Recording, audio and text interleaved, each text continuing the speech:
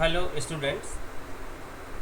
पिछली कक्षा में हमने अफ्रीका जो महाद्वीप है उसका सामान्य परिचय देखा था, जिसमें उसकी लंबाई, चौड़ाई, अक्षांश, देशांतरीय विस्तार, विशेषताएं, उसके चतुर्दिक कौन कौन से किस किस प्रकार के स्थल रूप हैं, उनका अध्ययन हमने किया था। आज के अध्याय में हम अफ्रीका महाद्वीप के प्रमुख उच्चावचों का अध्ययन करेंगे। अफ्रीका महाद्वीप के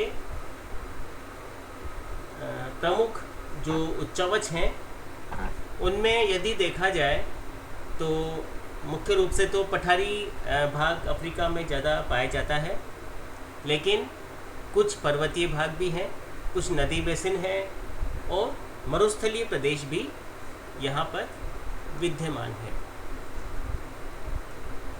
अफ्रीका महाद्वीप के विश्व का द्वितीय बड़ा महाद्वीप होने के कारण ये महाद्वीप अनेक प्रकार की भौगोलिक विविधताओं से युक्त है।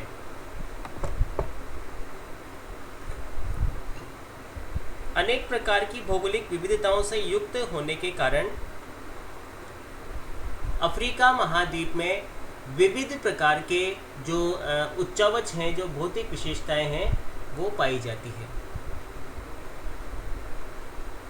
यहाँ की जो मुख्य आकारिकी है वो प्रधानतः पठारी है, और पठारी होने के कारण यहाँ का जो प्रमुख भू आकार है वो पठार है। यदि पर्वतों की दृष्टि से देखा जाए तो एटलस और ड्रेकन्सबर्ग दो मुख्य पर्वत हैं।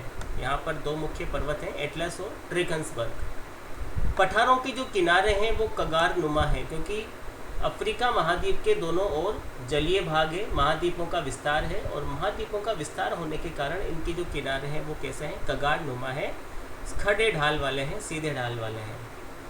यहाँ की दो मुख्य नदियाँ हैं, नील तथा जायरे।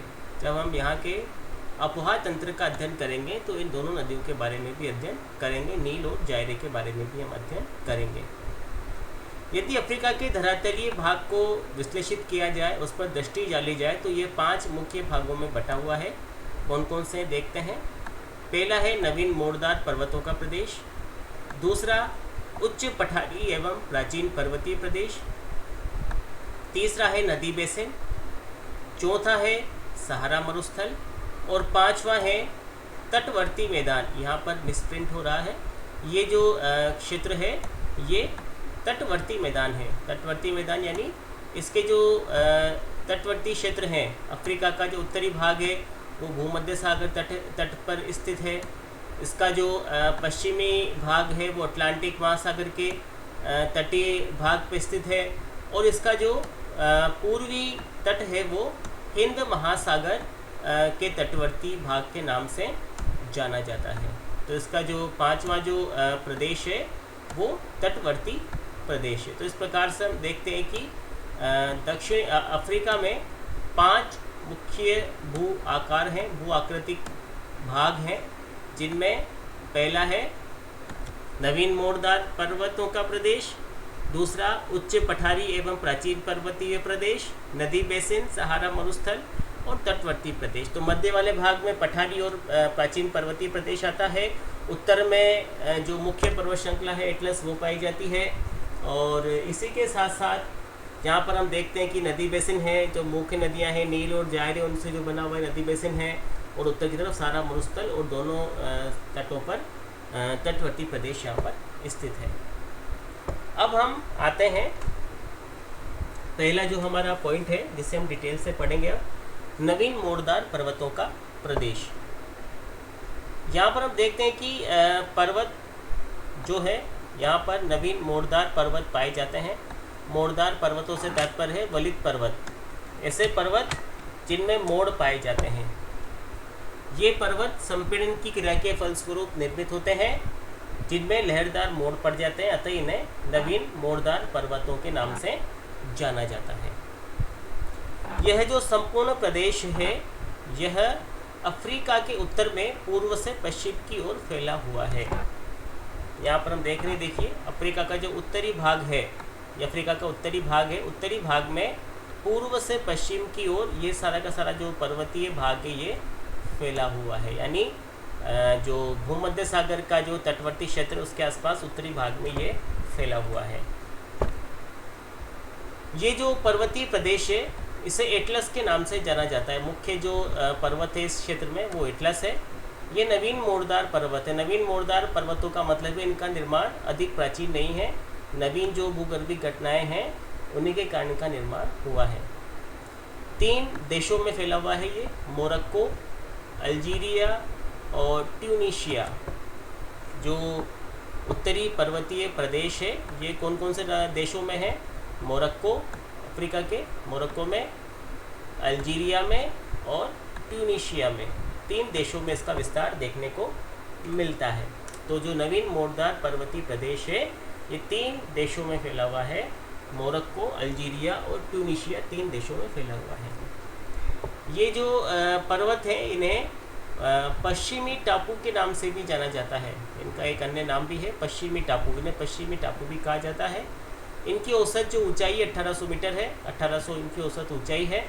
एटलस जो श्रृंखला है वो सहारा को भूमध्य सागर से अलग करने का कार्य करती है। यहाँ पर हम देख सकते हैं कि ये जो सहारा पर्वत मरुस्थल है, ये संपूर्ण जो क्षेत्र है ये सहारा मरुस्थल का क्षेत्र है। इस सहारा मरुस्थल को अलग करने का जो कार्य है ये है भूमध्य सागर। अपना पर आप देख रहे हैं ये भूमध्य सागर है और ये है सहारा मरुस्थल, और इनके बीच में है पर्वतीय भाग, एटलस पर्वत का जो हिस्सा है उनके बीच में है। एटलस के 5 भाग किए जा सकते हैं दोस्तों। पहला है टेल एटलस, यानी कि अलग अलग क्षेत्रों में इसके फैलाव के आधार पर 5 भाग किए गए हैं। Sahara Atlas, middle Atlas, high Atlas और एंटी एटलस। ठीक है, कितने भाग किए गए हैं? 5 भाग। पहला है टेल एटलस, दूसरा है Sahara Atlas, middle Atlas, high Atlas और एंटी एटलस। इसे हम मानचित्र में देखते हैं। सबसे पहले हम देखते हैं एंटी एटलस। ये देखिए मोरक्को के दक्षिणी भाग में तट के सहारे जो श्रृंखला फैली हुई है एटलस की उसे एंटी एटलस कहते हैं, नंबर 1। इसके बाद मध्य वाले भाग में हाई एटलस, यहाँ इसकी ऊंचाई दिखे इसलिए हाई एटलस रेंज है ये। इसके बाद देखिए ये है मिडिल एटलस, मोरक्को में ही तीनों जो क्षेत्र हैं मोरक्को में स्थित है। एंटी एटलस दक्षिण की ओर, मध्य में हाई एटलस और उत्तर की ओर मिडिल एटलस। इसके बाद भूमध्य सागर के सहारे आता है टेल एटलस का जो हिस्सा है वो भूमध्य सागर के सहारे फैला हुआ है, और सहारा मरुस्थल के सहारे सहारा एटलस रेंज फैली हुई है। तो इस प्रकार आप देख रहे हैं 5 जो हिस्से भी हमने देखे थे एटलस पर्वत के वो यहाँ पर दर्शाए गए हैं। पहला एंटी एटलस जो कि मोरक्को के दक्षिण में स्थित है, इससे ठीक उत्तर में हाई एटलस है जहाँ इसकी ऊंचाई अधिक है। तीसरा आता है फिर मिडिल एटलस, इसके बाद उत्तर में भूमध्य सागर के तटीय क्षेत्र में टेल एटलस, और सहारा मरुस्थल के किनारे वाले भाग पर सहारा एटलस रेंज फैली हुई है। तो इस प्रकार से मोरक्को, अल्जीरिया और ट्यूनीशिया आदि क्षेत्रों में ये जो संपूर्ण पर्वतीय क्षेत्र है ये फैला हुआ है, और इसका जो मुख्य कार्य ये है ये सहारा मरुस्थल को भूमध्य सागरीय क्षेत्र से अलग करने का कार्य करता है। यहाँ पर कुछ मुख्य जो बातें थी वो यहाँ पर उभर कर हमारे सामने आई कि एक तो अफ्रीका महाद्वीप का जो विस्तार है काफ़ी अधिक है, इसलिए यहाँ पर भौगोलिक विविधताएँ भी पाई जाती है। मुख्य जो क्षेत्र है वो पठारी है, ठीक है, लेकिन यहाँ पर अन्य जो क्षेत्र है उनमें पर्वतीय क्षेत्र, तटीय क्षेत्र और मरुस्थलीय भाग भी यहाँ पर देखने को मिलते हैं। 5 भाग यहाँ पर किए गए हैं। पहला नवीन मोड़दार पर्वतों का प्रदेश, दूसरा उच्च पठारी एवं प्राचीन पर्वतीय प्रदेश, तीसरा नदी बेसिन का भूभाग, और चौथा सहारा मरुस्थल। यहाँ पर सबसे पहले हमने नवीन मोड़दार पर्वतों के प्रदेश के बारे में पढ़ा। ये जो क्षेत्र है ये अफ्रीका के उत्तर में है, उत्तर की ओर यह फैला हुआ है भूमध्य सागर के तट के सहारे। इसे एटलस के नाम से जाना जाता है। जो एटलस पर्वत है विश्व का नवीन मोड़दार पर्वत है। नवीन मोड़दार पर्वत इसलिए कहते हैं कि जब ये बन रहे थे तो इनमें मोड़ पड़ने की क्रिया हुई और मोड़ पड़ने की क्रिया होने के कारण इनका निर्माण हुआ है।